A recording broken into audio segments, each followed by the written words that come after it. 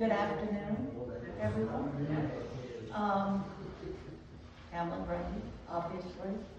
And I'll start by just offering my heartfelt thanks and those of my family members to everyone who was part of my parents' long and beautiful lives and who now holds them in memory.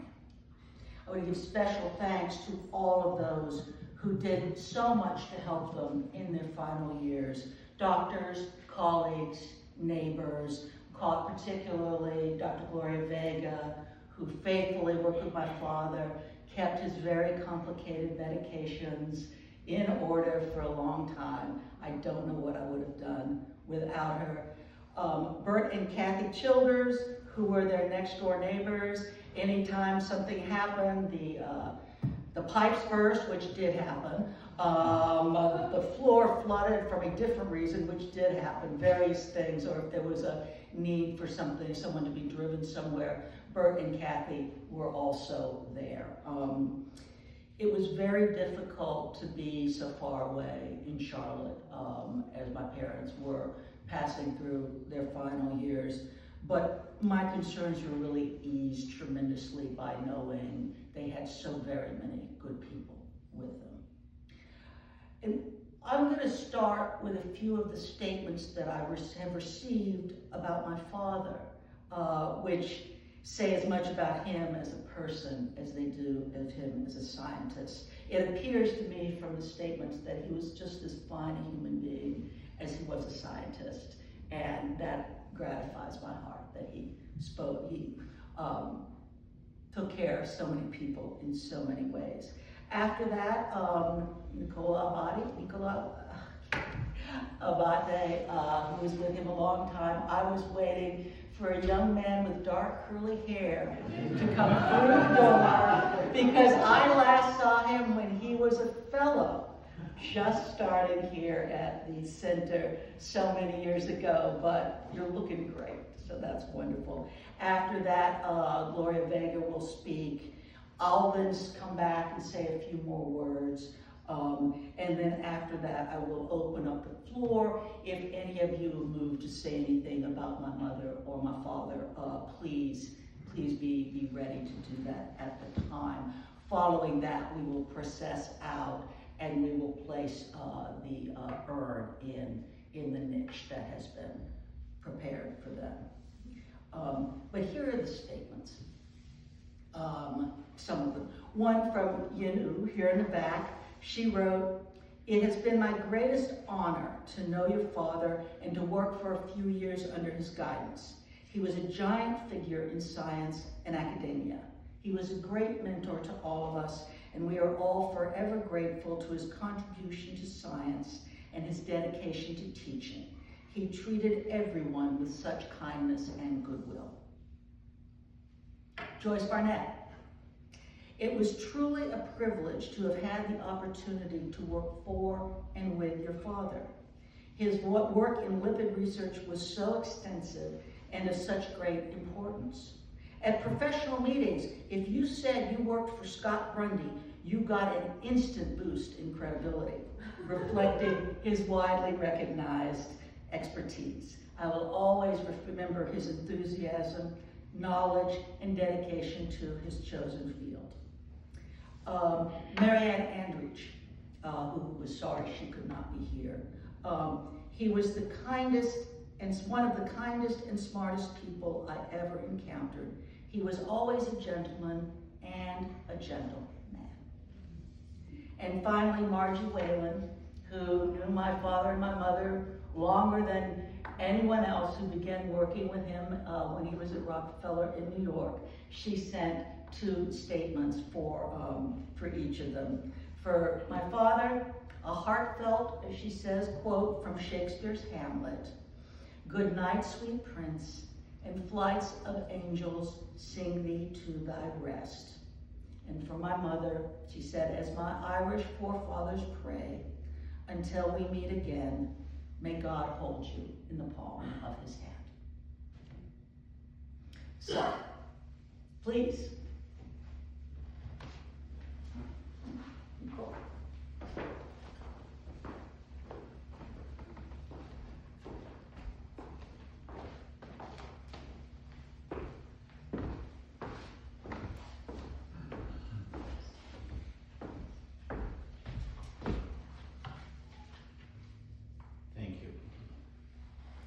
So today I stand in front of you with heavy heart, but deep gratitude and honor to speak about someone who really shaped my life profoundly, not just as a mentor, but also as a life coach, a role model, and a true friend.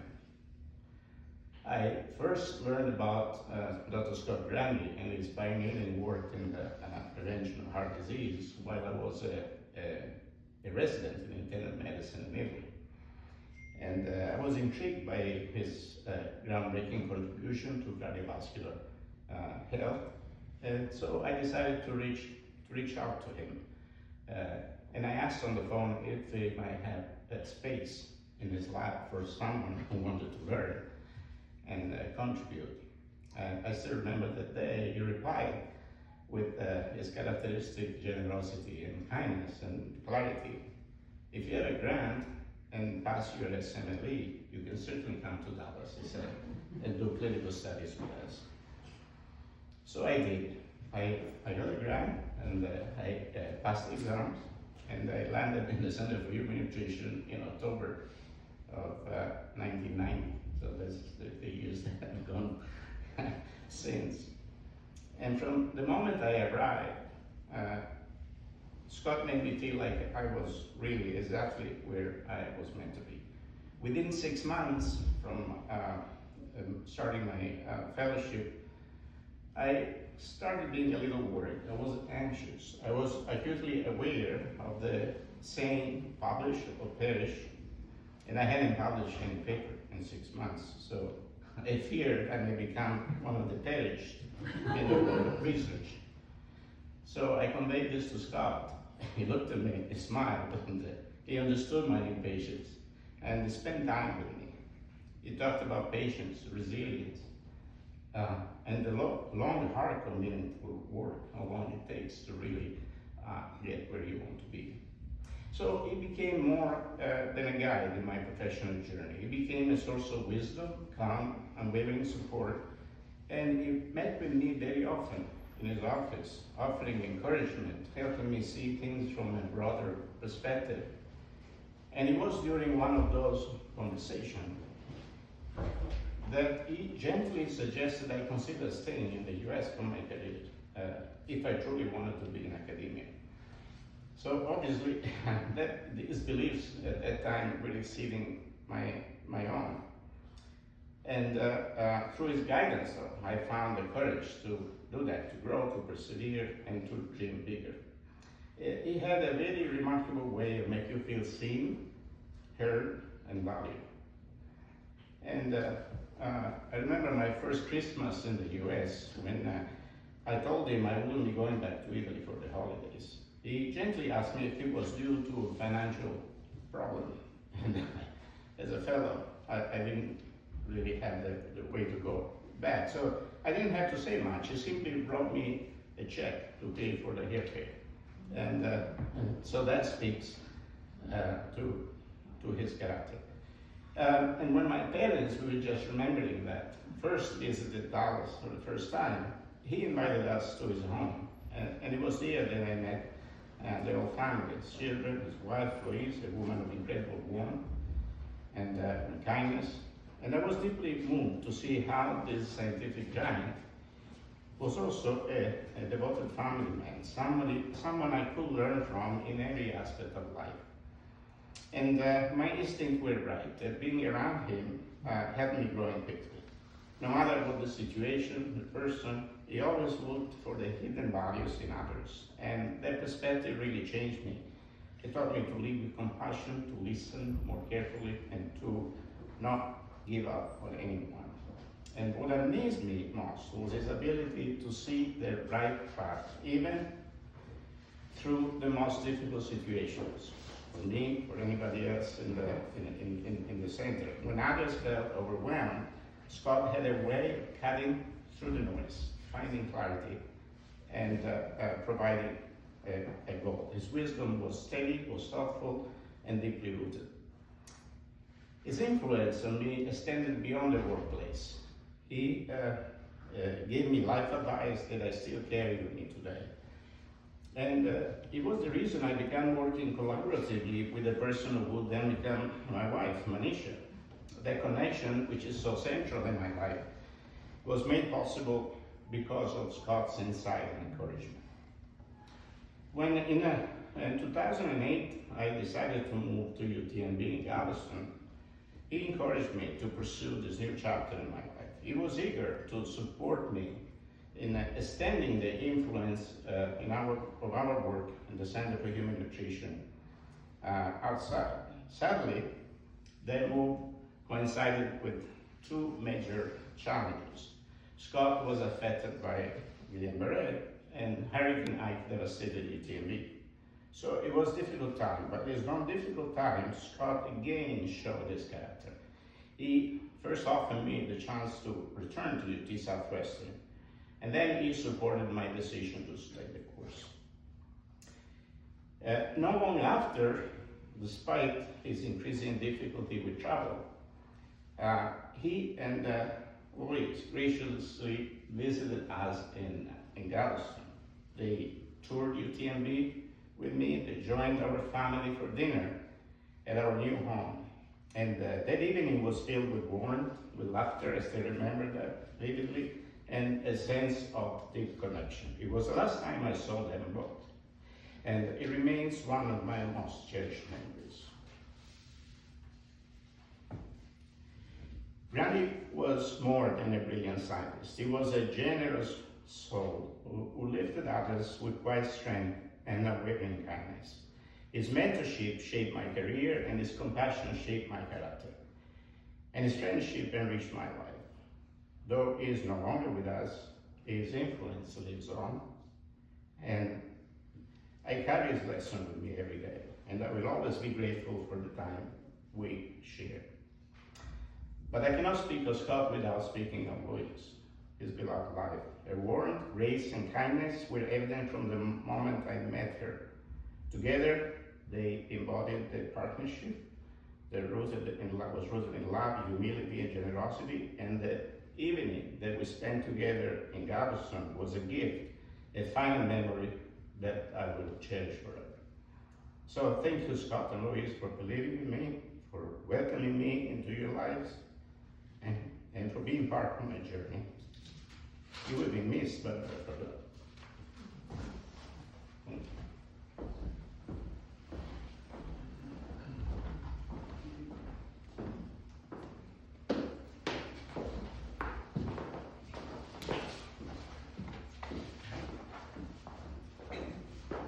Well, my dear friends and esteemed audience, today marks the 9 months since the passing of our incredibly special person, Scott Grundy. And Lois, his wife of 68 years, passed away on July 4th, 2024. May they rest in peace.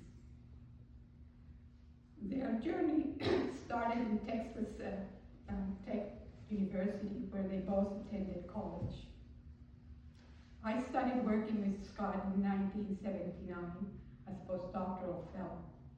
It was an extraordinary time. I shall never forget it. And I was very honored that he invited me to come here in 1981 to work with him at the Center for Human Nutrition. For me, it was a very enriching journey that exceeded my expectations, and one that I cherished. I valued Scott, his mentorship, and especially his friendship. Scott was a brilliant clinical scientist, and he was also kind, patient, and compassionate. He had profound empathy for people. He enjoyed his work more as a lifestyle than as a profession. As a clinical investigator, Scott viewed nutrition and metabolism as the centerpieces of medicine. This perspective enabled him to conduct clinical research and simultaneously develop health policies that are of worldwide significance. For him, a healthy lifestyle was just as important as having medications for improving health and quality of life in patients. This conviction shaped his work, including his insight into his most recent research on metabolic syndrome and the prevention of heart disease. He was also highly motivated to translate clinical science into practical guidelines to help clinicians improve patient care. He seamlessly integrated basic science, clinical research, and public health policy, bringing clarity to explain how they work together. He received many awards, as you know, for his impactful contributions to clinical science and public health. Additionally, his perspective significantly influenced his way of life, as shown in his mentoring of others, the way that Nicola has shown us. His work with his colleagues was always extraordinary, and he always demonstrated care for patients and for public health. He devoted a substantial fraction of his clinical time to the care of the veterans. At one point, I remember we were being in clinic reviewing some research cases, and one of his patients came over to consult with him and mentioned to him that he was only going to be seen by the cardiologist in about 6 to 10 months. So he took the patient by the hand and walked him over to the cardiology clinic, sat him in front of the doctor and said, he needs to have your attention right now. Those who have worked with Scott often remember his remarkable calmness. He always listened carefully, took a moment to consider his words before speaking, and then asked just one insightful question that truly focused on the conversation's primary goal. He had a gift for simplifying complex concepts and making them easily understood. His favorite approach in our discussions was often to take an opposing view of an issue and stimulate a very intense debate from which impactful insights appeared. The debate was never completed until we reached a compromise. He was my little Socrates. The attitude extended to the work and his personal life. Beyond his scientific pursuits, Scott valued a balanced life filled with love and connection to social issues. He advocated opportunities for career development for all those who work hard, regardless of their gender or cultural background. He cherished his family, friends, and colleagues. His dedication to loved ones truly reflects his kind as a very caring person. For example, Stefan, his son, decided that he wanted to study medicine. So Scott naturally packed him up and held several mentoring sessions by long-distance calls to Ireland while Stefan was getting his medical degree.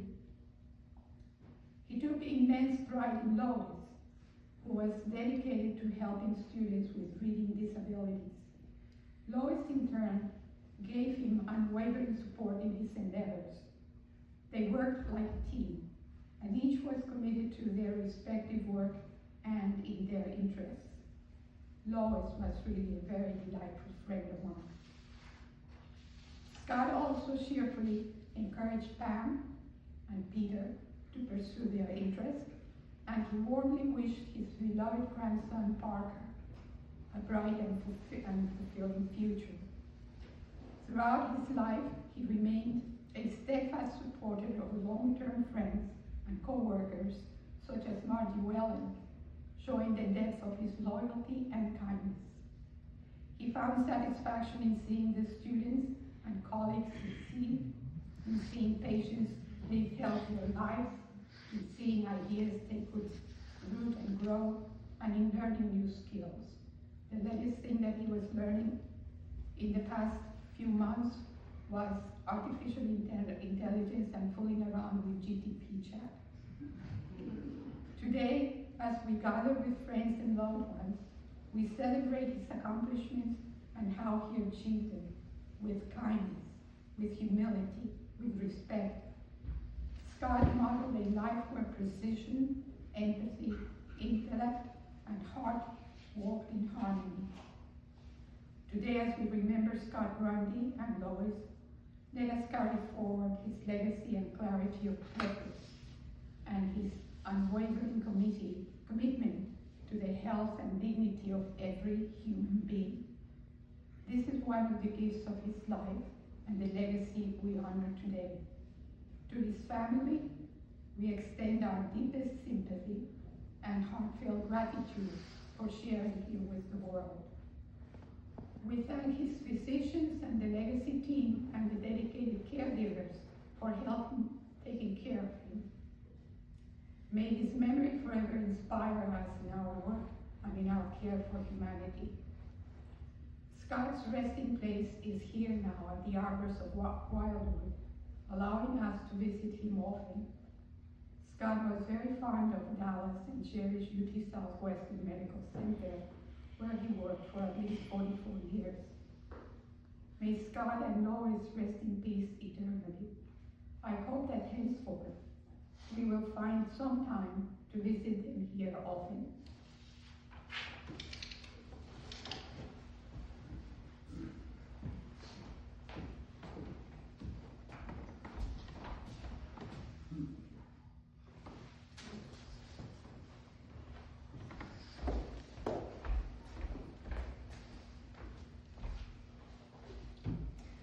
So I thought I would say a few words about what it was like to have Scott and Lois Grundy as my parents, the most wonderful parents. I'll start by saying, as you have heard, that their marriage was a partnership of the old-fashioned kind. Dad went off to work, and off to work, and off to work, and every now and then he came home. Mom took care of everything else: home, cars, finances, myself, and my brother Stefan. It was her constant loving support that made it possible for Dad to work so hard and do so much for so many others. Now, my first memories of my parents center on New York City, when Dad was at Rockefeller and where we lived for most of the 1960s. We lived at the Ambassador House, 445 East 77th Street. Apartment 4R held a small kitchen, a dining living room, a bedroom, and a fire escape. I got the bedroom. Every night, my parents folded out the living room couch and slept there. A large map of the world, perhaps inquired where they purchased their Encyclopedia Britannica, adorned the wall outside the door. Every corner of that small space was filled with love. And I feel confident in saying that New York was the kind of place that they had dreamed of when they were growing up in the dusty flatlands of the Texas Panhandle. My father in the small town of Memphis, and my mother on a farm outside the small town of Tulia. They had truly gotten up and out, and they were seeing the world. Dad worked and worked. Long hours, 7 days a week, week in, week out. That might seem familiar to some of you. I took it for granted at the time. You're a kid, you don't know how things are supposed to work. But now, so many years later, I realize I have never known anyone who worked so hard. I didn't exactly understand what he was reaching at first. It had something to do with margarine and with formulas that people had to drink that apparently weren't very good. But I knew it was important. He made it clear that he did the work not just because he enjoyed it, but because he believed it would help people live longer and better lives. Now, while he worked, Mom and I, and eventually Stefan, had no end of adventure. We walked everywhere, to the grocery store, to the Carnegie Library around the corner, to nearby John Jay Park, and to farther off Central Park. We ranged wider when Dad found some time to be home, to Coney Island, the Bronx Zoo, and the Brooklyn Botanical Gardens. There was so much to see, so much to do, so many people to watch. And there were always lessons. That Encyclopedia Britannica got plenty of use. We only had a small black and white TV, and there wasn't all that much on TV back in those days. But we had a slide projector and stacks of slides of famous art. We had a reel-to-reel tape player with children's songs and classical compositions. Mom, as you have heard, was a reading teacher, and she taught me and then Stefan to read long before we ventured off to school. We read and read and read. She also had a farm girl's independence and abilities. She installed bookshelves, painted walls, made many of our clothes. She could fix anything. We learned from that as well. Now, Dad taught science. I remember especially chemistry lessons because we had this set of wooden balls, black for carbon, red for oxygen, yellow for hydrogen, with the proper number of holes. There were little wooden sticks to make the bonds, and there were springs to make a double or a triple bond. With careful placement, you could shape propane into a little dog with feet and head and ears. And then after he explained things, he would give short tests. As many of you no doubt know, he gave those tests all his life. I remember he's like, let me give you a test. And then he would, to be sure that you knew what you needed to know. For a while, he was under the impression that Stefan and I might become scientists. But Mom had gotten to us first, and we both became writers instead. When I was old enough for kindergarten, I went to Rockefeller School. They had a kindergarten there. Dad and I walked there every morning. The towering man, Ada Cuevas would later call him her gentle giant, and the small girl. He wore a shirt and tie, dressed for work as he would be all his life. I don't remember the tests, but I'm sure there were some on those walks. It was a happy time. I was at Daddy's girl. Now, as Stefan and I grew older, we moved from New York to Phoenix, then to San Diego, and finally to Dallas. And there's so many things to say about those times, but I'll just touch on a few. I never remember my parents complaining. Instead, they sought to make things better. An obstacle was a problem to be solved. That's how they went at life. It was a tremendous lesson. They enjoyed the drama of the human condition, its charms and its absurdities. Mom loved to people watch. One reason she loved New York so much was there were so many people to look at. And she, although she was gracious and lovely and caring and kind, she also had a sly wit. Once, I recall, we were seated in a restaurant outside Barcelona next to some parents and their children. They were all quite rotund, and they were eating heartily. Mom leaned over to me. "They're keeping up their strength," she said.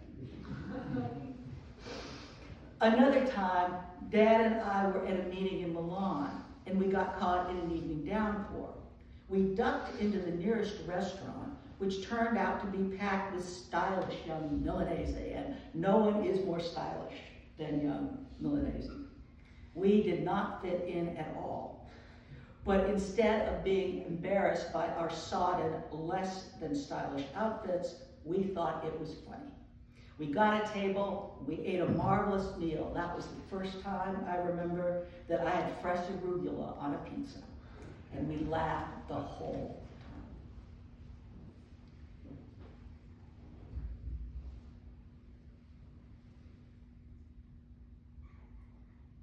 Sorry. As Dad's career advanced, I saw his influence grow among the public as well as his scientific peers. When people asked me what he did, I could point to the Mediterranean diet and to statin drugs. And most of the time, they knew exactly what I was talking about. It made me very proud. I saw my mother come into her own as well as a sought-after reading tutor.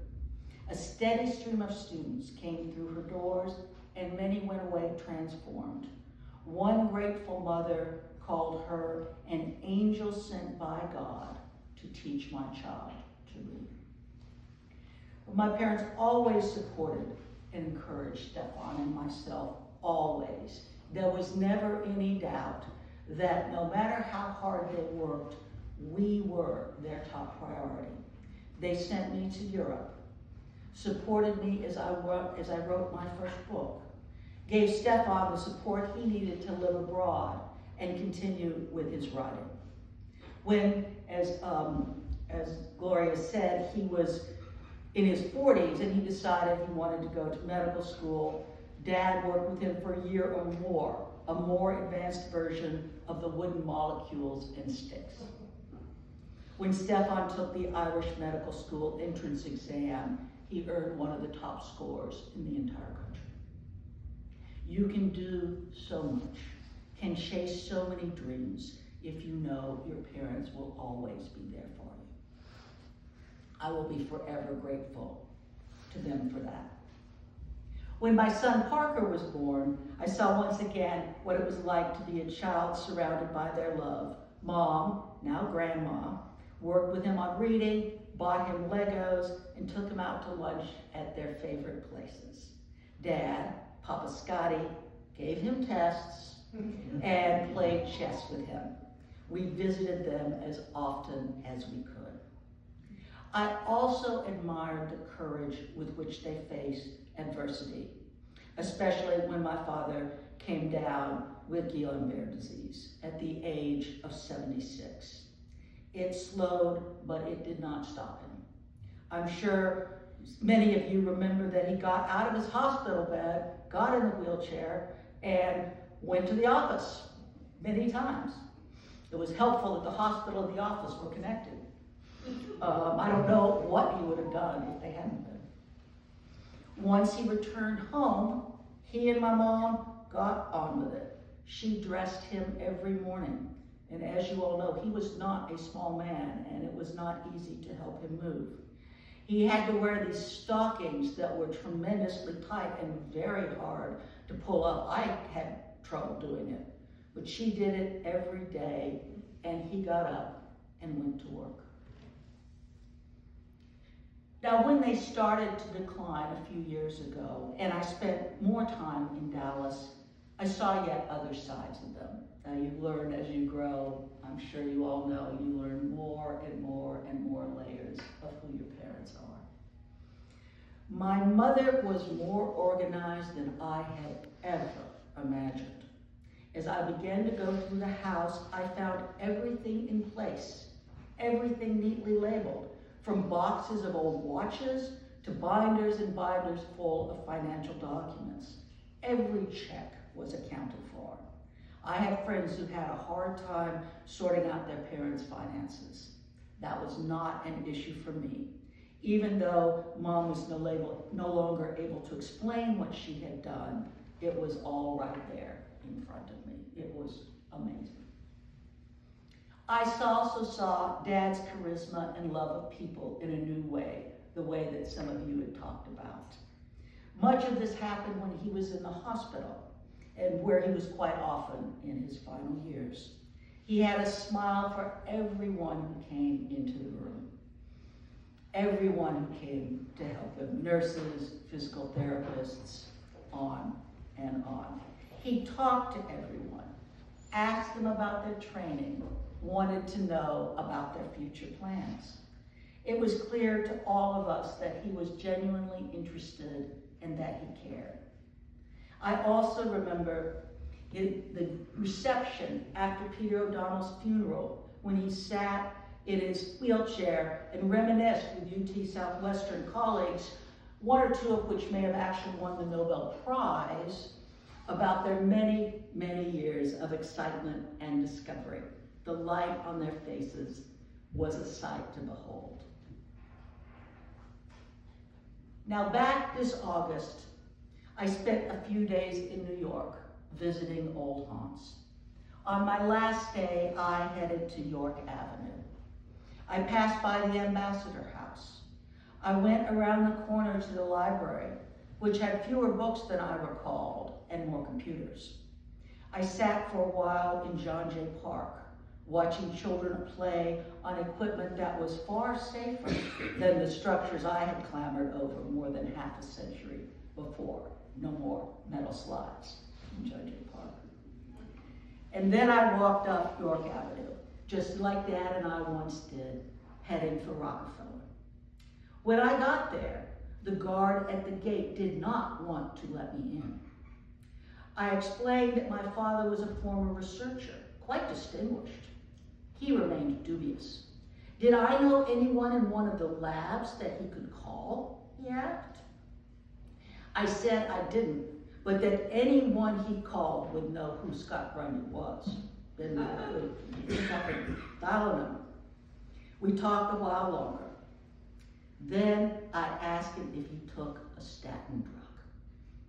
And lo and behold, he did. In some small way, you could say, Scott Grundy had saved his life. He let me in. I wandered around buildings, old and new, up and down. I sat and I looked a while at the East River. A string of children emerged from the school door. So many memories. When I got back to the gate, a different guard stood there. I explained why I had come and asked him to thank his colleague. He nodded. Dr. Grundy. They had clearly Googled him. Very impressive, he said. But of course, I hadn't come to Rockefeller because that was where my father laid the groundwork for his remarkable career. I was there because he and I had walked hand in hand along York Avenue, the gentle giant and the small girl, day after day. I was there because Scott and Lois Grundy created spaces where a child, a girl, a woman could thrive, dream, and love. You don't get to choose your parents. Fortune has to smile on you. And I feel its warmth, their warmth, even now.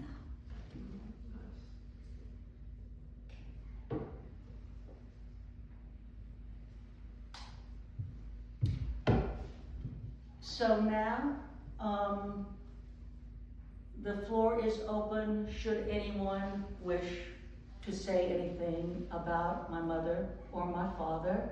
No pressure, you certainly don't have to, but if you feel you'd like to say something, please stand up and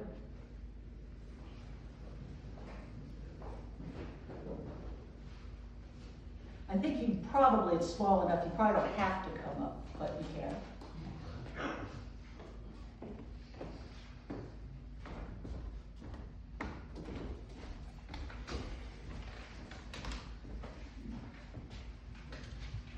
Dr. Scott Grundy was an incredible man, had incredible talents. His accomplishments will go down in history.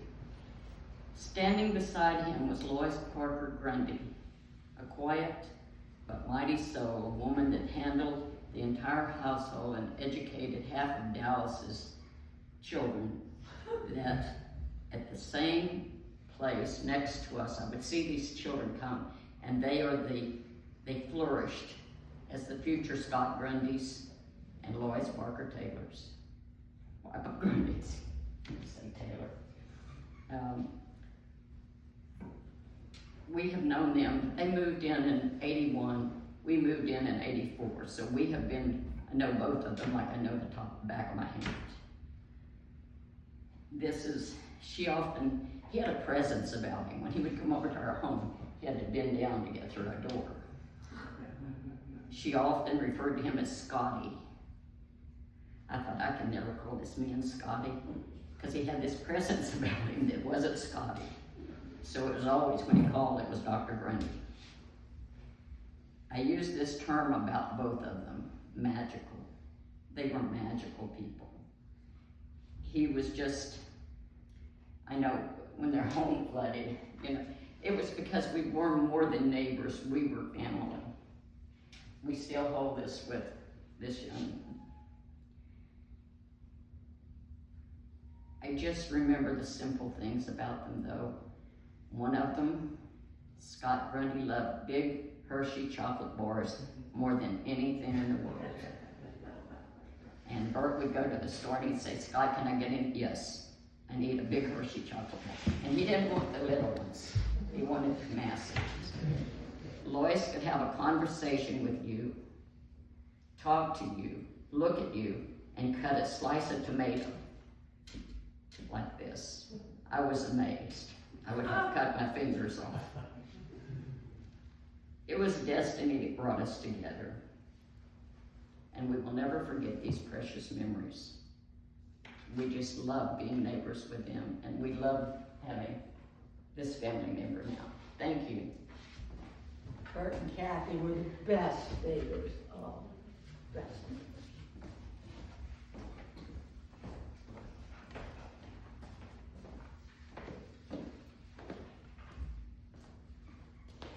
Anyone else?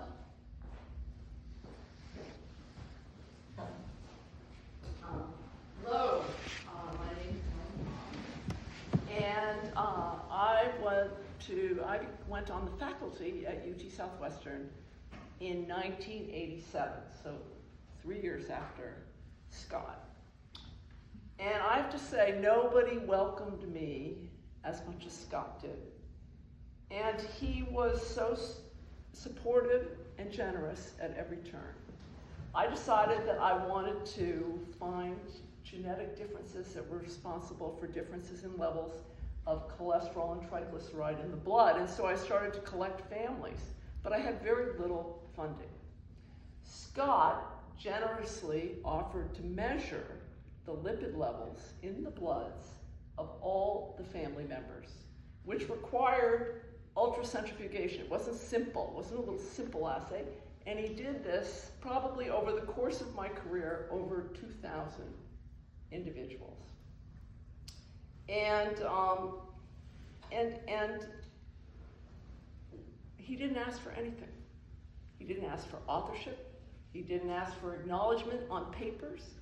He didn't ask for me to pay him back when I actually had some funds. He just gave it to me. Just incredibly generous. But of course, the greatest gift that Scott gave me was Jonathan Cohen, who was Scott's pride and joy. He encouraged him to come and work in my laboratory. And that was a gift that just keeps giving. And Scott knew that. One would be hard-pressed to find anybody as kind, gentle, and generous as your father, Scott. And I feel lucky, so lucky to have known such a man.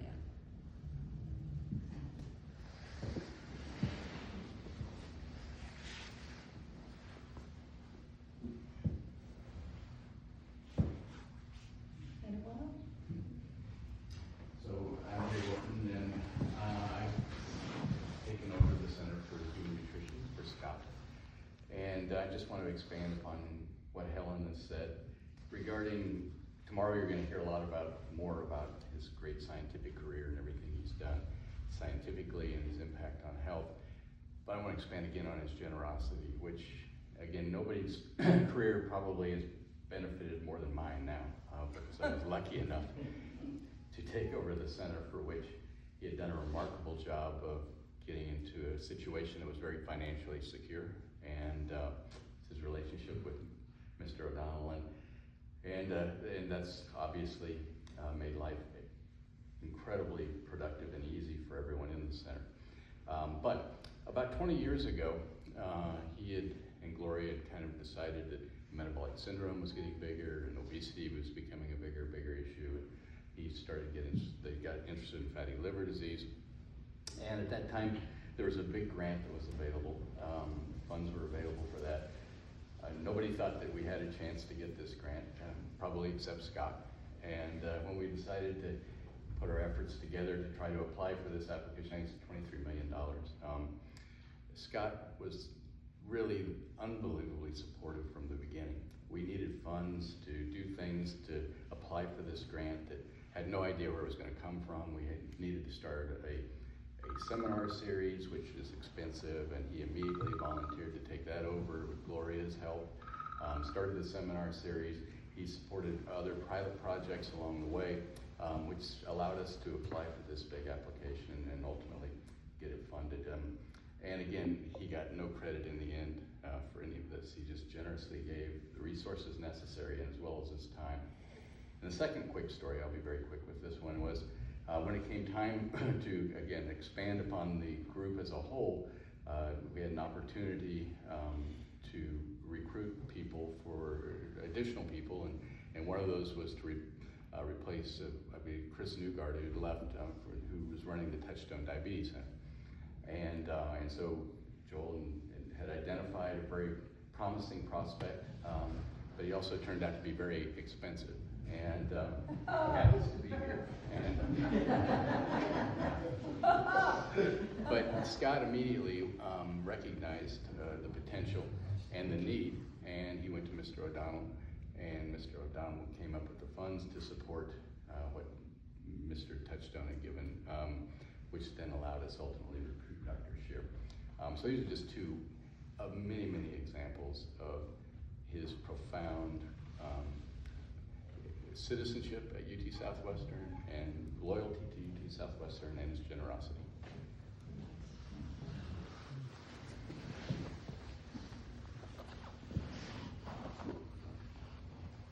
I'll just tell one quick little story, since I can do it here. I was at a cocktail party a few weeks ago, a few months ago now, and talking to this young man and found out he was a cardiologist from Sunnyvale. And I said, you probably know Scott Grundy. He says, no, I don't, but he said, I'd give anything if I could meet Scott Grundy. So I pulled out my cell phone and I said, Scott, this is Bert. Got a young man I'd like to meet you. He said, come on over. So I said, let's go meet Scott Grundy. I thought his jaw was going to drop open. And he looked at me and he says, he's God. And that is the first time that I realized I lived so close to heaven.